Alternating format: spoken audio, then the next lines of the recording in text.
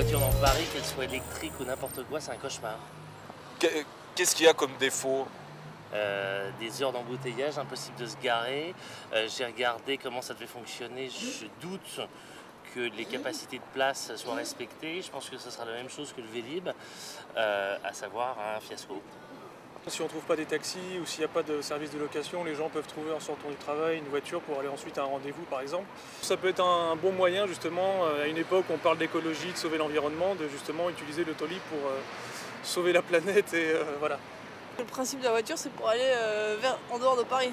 Parce qu'à Paris, pour moi, il y a suffisamment de transports en commun et de Vélib.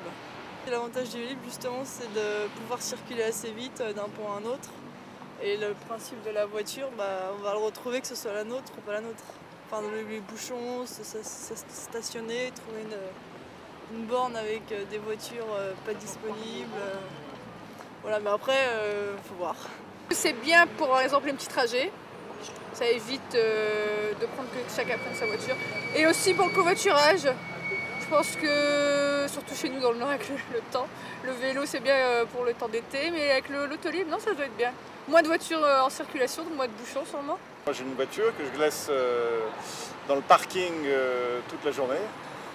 Toute la semaine, je l'utilise que pour aller à la campagne le week-end, donc je prends les transports en commun, mais c'est un bon complément, je trouve que c'est intéressant.